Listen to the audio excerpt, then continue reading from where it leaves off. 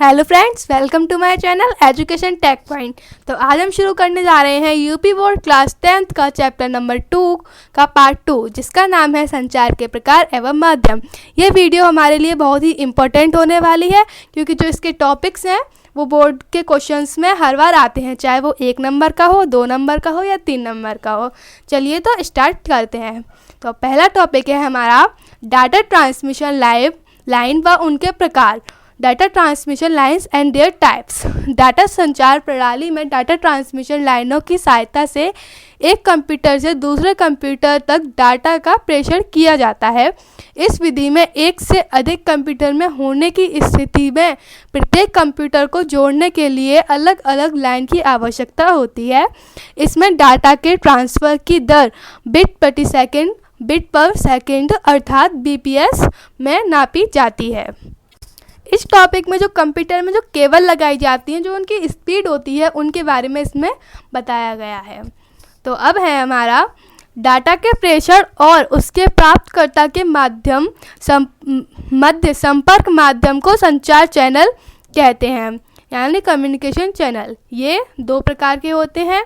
Number 1 है narrow band संचरण, narrow band transmission, and number 2 है इसके बारे में थोड़ा डिस्कस कर लेते हैं। इस बैंड की बैंडविड्थ बहुत कम 45 टू 300 बीपीएस यानी कि बिट पर सेकेंड होती है। इसी कारण इसकी ट्रांसमिशन स्पीड भी कम होती है। नंबर 2 है ध्वनि बैंड संचरण, वॉइस बैंड ट्रांसमिशन। इस मध्य गति 300 से 9600 बिट पर सेकेंड का संचार होता है। यह ध्वनि तरंगों के समान होती है।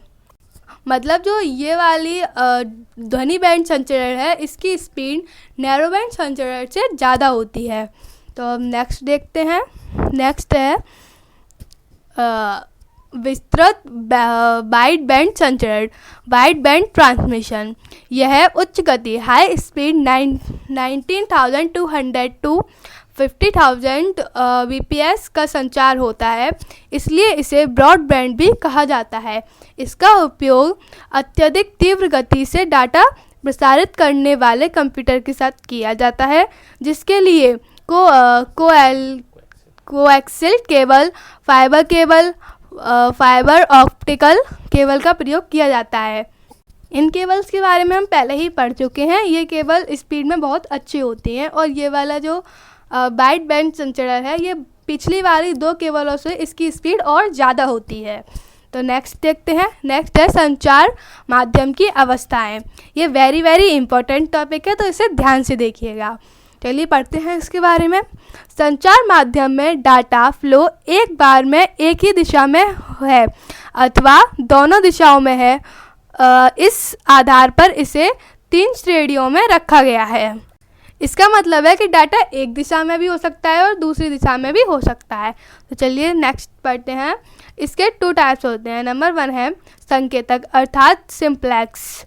नंबर 2 है अर्धद्वैत अर्थात अर्ध ड्यूप्लेक्स। नंबर 3 है पूर्णद्वैत अर्थात पूर्ण ड्यूप्लेक्स। मैंने बीच में बोला 2 टाइप्स, सॉरी, वो 3 टाइप्स होते हैं। तो चलिए पढ़ते हैं आगे इनके बारे में। तो नंबर 1 है संकेतक अर्थात सिंप्लेक्स। एक साधारण ट्रांसमिशन मोड में प्रेषक यानी कि सेंडर और रिसीवर के बीच संचार केवल एक ही दिशा में होता है। इसका मतलब है कि केवल प्रेषक डाटा भेज सकता है और प्राप्तकर्ता केवल डाटा प्राप्त कर सकता है। उदाहरण के लिए लेते हैं, कीबोर्ड केवल इनपुट मॉनिटर तक पहुंचा सकता है और मॉनिटर केवल इनपुट प्राप्त कर सकता है। मॉनिटर किसी भी जानकारी को कीबोर्ड पर वापस नहीं भेज सकता। इसका सेकंड उदाहरण भी देख लेते हैं। जैसे कि 1 वे रोड होता है, तो उसमें गाड़ियां ओनली जा सकती हैं, वो वापस उसी रोड से नहीं आ सकती। वहाँ से वापस आना अलाउ नहीं होता है। नेक्स्ट जैसे कि सेंडर है, वो सेंड करेगा रिसीवर को और रिसीवर ओनली रिसीव करेगा, वो वापस कुछ नहीं भेज पाएगा।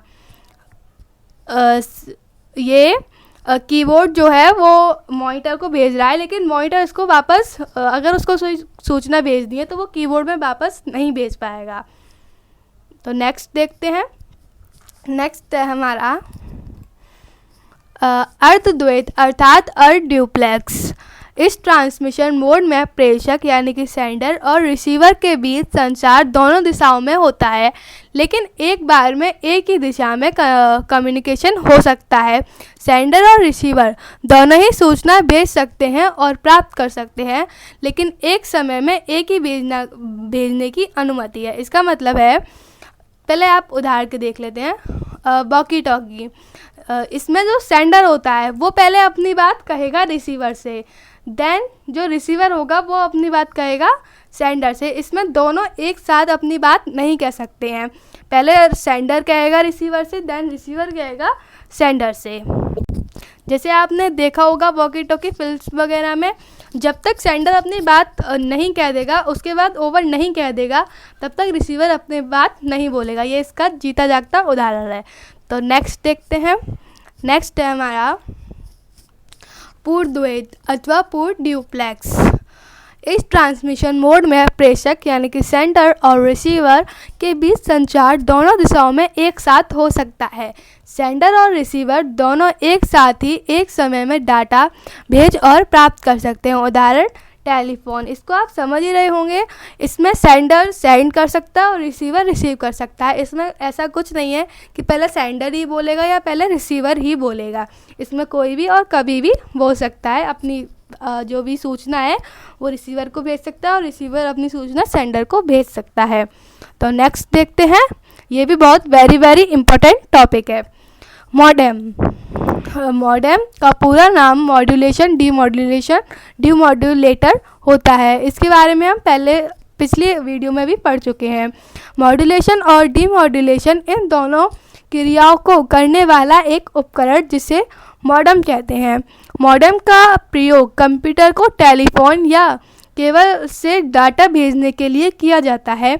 यह एक प्रकार का हार्डवेयर डिवाइस है जो एनालॉग और डिजिटल के बीच वास्तविक समय में दो तरफ नेटवर्क संचार के लिए परिवर्तित करता है। लास्ट पेपर्स में एक क्वेश्चन आया था कि इनमें से कौन सा हार्डवेयर है, जिसमें कि ऑप्शन थे Windows, MS point and modem. तो उसका आंसर था हमारा मॉडेम, क्योंकि मॉडेम एक हार्डवेयर डिवाइस होता है। तो नेक्स्ट देखते हैं।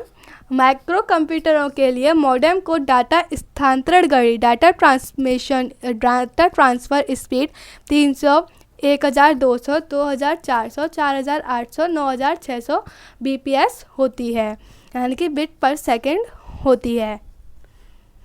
जैसा कि आप डायग्राम में या चित्र में देख रहे हैं कि जो टेलीफोन है वो सेंड कर रहा है एनालॉग संकेत मॉडेम में, और जो मॉडेम है वो कंप्यूटर को भेज रहा है डिजिटल संकेत में, क्योंकि जो कंप्यूटर होता है वो डिजिटल सिग्नल में काम करता है, यानी कि 0101।